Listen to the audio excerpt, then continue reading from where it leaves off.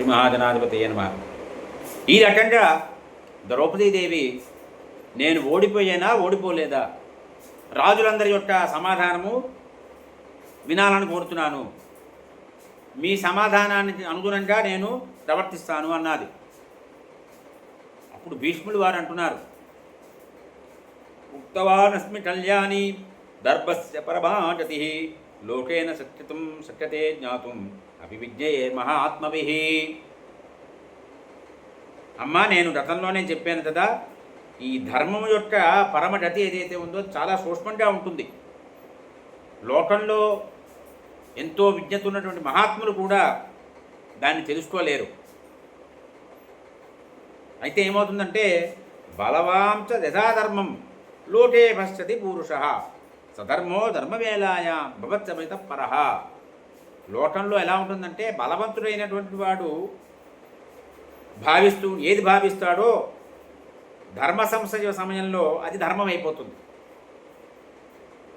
బలహీనుడైనటువంటి వాడు పలికేటువంటి ధర్మము బలవంతుడైనటువంటి వాడి ధర్మం చేతిలో దెబ్బతింటుంది. అంటే బలవంతుడు చెప్పినదే ధర్మంగా చెల్లుబాటు అవుతుంది, బలహీనుడు చెప్పిన ధర్మము చెల్లుబాటు అవ్వదు. నీ ప్రశ్న పరమ సూక్ష్మమైనదమ్మా, ఇవి దుర్వఢమైనది ఉంది. ఈ ధర్మ నిర్ణయ కార్యం ఏదైతే ఉందో చాలా గురుతరమైనదమ్మా. కాబట్టి నేను దీని గురించి ఆలోచించి ఒక నిశ్చయంగా నీకు చెప్పలేకపోతున్నాను అన్నారు అని చెప్తున్నారు. నూనమంతః తులస్యాయం భవితా నచిరాదివ తదాయి కురవ సర్వే లోభమోహ పరాజనాః. త్వరలోనే ఈ కురువంశం యొక్క నాశనము తప్పదు. కౌరవులందరూ కూడా లోభానికి మోహానికి గురైపోయి ఉన్నారు. కులేషు జాత కళ్యాణి వ్యసనే రాధా వృషం ధర్మ్యాన్ మార్గాన్ సంయంతే ఏషాం భక్తం మధు స్థితాః. అమ్మా, నువ్వు కోడలివి, పాండవుల యొక్క ధర్మపత్నివి, వారు ఉత్తమ వంశ సంజాతులు. తీవ్రమైన కష్టాలు వచ్చినప్పటికీ కూడా ఎప్పుడూ కూడా ధర్మాన్ని విడిచిపెట్టరు పాండవులు. నీ ప్రవర్తన ఏదైతే ఉన్నదో నీకు యోగ్యమైనదమ్మా. అది మా సంకటంలో ఉన్నప్పటికీ కూడా ధర్మం మీదనే దృష్టి పెడుతున్నావు నువ్వు అని ఈ ద్రోణాచార్యులు ఇతర పెద్దలు ఎవరైతే ఉన్నారో వారందరూ కూడా ధర్మవేత్తలు అయినప్పటికీ ప్రాణాలు పోయినట్లుగా వాళ్ళు ఈ తలలు వాల్చి శూన్యమైనటువంటి శరీరంతో కూర్చున్నారు. నీ ప్రశ్న విషయంలో ధర్మరాజే ప్రమాణము అని నా భావమమ్మా. నువ్వు ఓడిపోయావా లేదా అని చెప్పదగినవాడు ఒక్క ధర్మరాజు మాత్రమే అని చెప్పారు.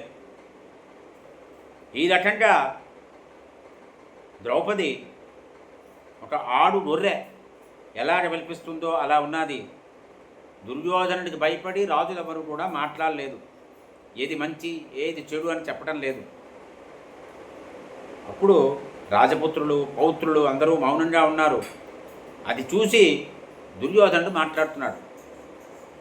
ద్రౌపది, నువ్వు వేసిన ప్రశ్న ఏదైతే ఉందో బలిష్ఠుడైనటువంటి భీముడు, అర్జునుడు, నకులుడు, సహదేవుడు నీ భర్తలు ఎవరైతే ఉన్నారో వారితే వదిలిపెడుతున్నాను, వారినే నీ ప్రశ్నకు సమాధానం ఇవ్వను అన్నాడు. నిన్ను పనంగా పెట్టే అధికారం ధర్మరాజుకి లేదు అని ఈ పెద్దల సమక్షంలో నీ భర్తల్ని చెప్పమను. ధర్మరాజు తప్పు చేసాడని చెప్పమను, అప్పుడు నీకు దాస్యముక్తి కలిగిస్తానన్నాడు. ధర్మరాజు మహాత్ముడు, ఇంద్రతుల్యుడు, ధర్మబద్ధుడు అయినప్పటికీ నిన్ను పనంగా పెట్టడానికి తనకు అధికారం ఉన్నాదో లేదో తన్నే చెప్పమను, ధర్మరాజుని చెప్పమను. అతని మాట బట్టి నువ్వు దాసీవా కాదా అనేది నిర్ణయించాము అన్నాడు. సజ్జనులైనటువంటి సభాసందరందరూ ఉన్నారు ఈ సభలో. వాళ్ళందరూ నీ గురించే బాధపడుతున్నారు. అయితే మందభాగ్యులైనటువంటి నీ భర్తల్ని చూసి గమనించి నీ ప్రశ్నకు ఉన్నట్టుగా సమాధానం చెప్పలేని పరిస్థితిలో ఉన్నారు వారందరూ కూడా అన్నాడు. అప్పుడు సభాసభలందరూ కూడా దుర్యోధనుడిని అభినందించారు. గర్జనలు చేస్తూ ఉత్తరీయాలు ఊపారు. ఈ దుర్యోధనుడి యొక్క వచనాలు విన్నటువంటి కౌరవులందరూ కూడా, సభలో ఉన్న వాళ్ళందరూ కూడా ఆనందంతో ఆనందం పొందారు. ఇంకా ఉన్న రాజులందరూ కూడా ఈ దుర్యోధనుడు చాలా ధార్మికుడు, కురుశ్రేష్ఠుడు అని అతన్ని అభినందించడం మొదలుపెట్టారు. ధర్మరాజు ఏమిటి చెప్తాడా అని చూస్తున్నారు అందరూ కూడా. ఎవరి ధర్మరాజు? యుద్ధంలో ఎప్పుడూ కూడా పరాజయమైనటువంటి అర్జునుడు, భీమసేనుడు, నకుల సహదేవులుతో కూడినటువంటి ధర్మరాజు ఏమింటాడు అని సభలో అందరూ చూస్తున్నారు. కొంత కోలాహలం సద్దుమణించిన తర్వాత భీముడు అంటున్నాడు,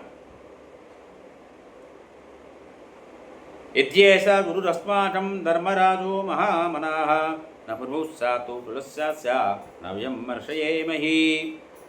మహాత్ముడు మాకు తండ్రితో సమానమైనటువంటి ధర్మరాజు మా యజమాని కాకుండా ఉన్నట్లయితే మేము ఈ కౌరవులు చేసినటువంటి అత్యాచారాన్ని సహించే వాళ్ళం కాదు అని ఈ ధర్మజుడు ఏమున్నాడే, ఈశోన పుణ్యతపసాం ప్రాణానామవిజేశ్వర. ఈయన మా తపస్సులకి ప్రభువు, మా పుణ్యాలకి ఈయనే ప్రభువు, మా ప్రాణాలకు కూడా ప్రభు ఇతనే. ద్రౌపదిని ఇతను పనంగా పెట్టక ముందు తాను ఓడినట్లుగా ధర్మరాజు భావించకపోతే అప్పుడు మేమందరం ఓడిపోయినట్టుగా లెక్క. నేను కనుక ఓడిపోకుండా ఉంటే నేను బ్రతికి ఉండగానే ఈ ద్రౌపదీ దేశాన్ని స్పృశించినటువంటి దుశ్శాసనుడు ఇంకా నిలిచి ఉండేవాడు కాదు. నా భుజాన్ని చూడండి, విశాలంగా ఉన్నాయి, గుండ్రంగా ఉన్నాయి, తలుపు గడియలు ఎలా ఉంటాయో అలా ఉన్నాయి. వీటి మధ్య చిక్కి ఇంద్రుడు కూడా తప్పించుకోలేడు. అయితే ధర్మపాశిసత్వేమం నాదిరక్షామి సంకటం గౌరవేన విరుద్ధచ్చ నిగ్రహాదర్జునశ్చ. ధర్మపాశానికి కట్టుబడి ఉండిపోయాను నేను. అన్నగారి మీద గౌరవం నన్ను కట్టి పడేసింది. అర్జునుడు కూడా అందువల్లే మిన్నగా ఉన్నాడు. కాబట్టి ఈ సంకటాన్ని నేను దాటలేకపోతున్నాను అన్నాడు అని చెప్తున్నాడు.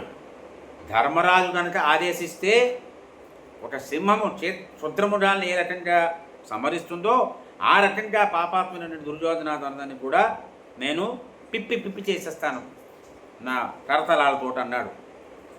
ఈ రకంగా చెప్పిన తర్వాత భీష్ముడు, ద్రోణుడు, విదురుడు ఇత్యాదులందరూ కూడా క్షమ్యతామిదమిచ్చేవం సర్వం సంభావ్యతే త్వయి. నాయనా, నువ్వు ఏదైనా చేసేటువంటి సామర్థ్యం ఉన్నవాడివే, అయినప్పటికీ క్షమించు, క్షమించు అని వారందరూ కూడా భీముడికి హితవు చెప్పారు. స్వస్తి ప్రజాభ్య పరిపాలయంతాం న్యాయేన మార్గేణ మహీమహేషాః గోబ్రాహ్మణేభ్యः శుభమస్తు నిత్యం లోకా సమస్తాః సుఖినో భవంతు. కాలే